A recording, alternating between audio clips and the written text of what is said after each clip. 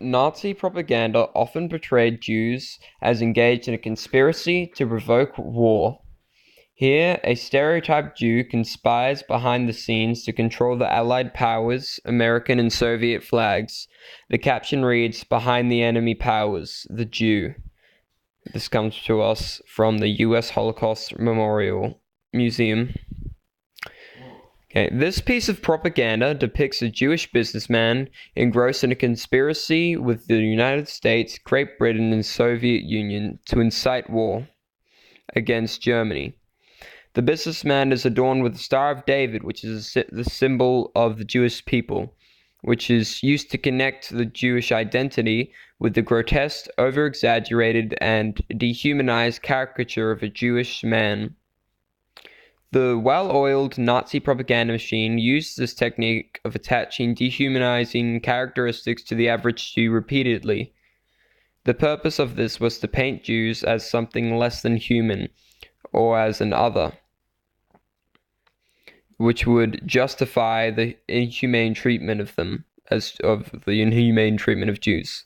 This was also to help make it easier for soldiers to kill Jews, because even the most fervent of indoctrinated Nazis could hesitate when pulling the trigger on another human.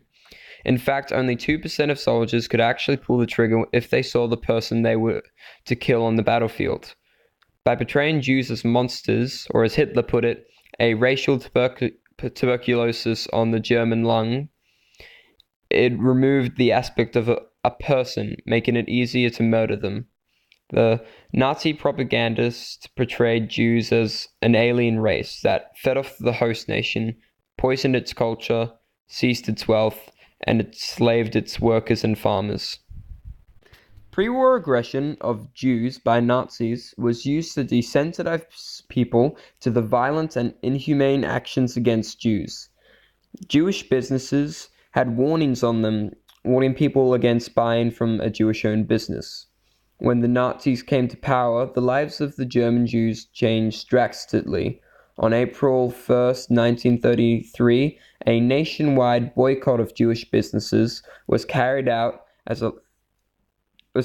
This lash-out was said to be the act of vengeance on Jewish Germans and those who had criticized the Nazi regime.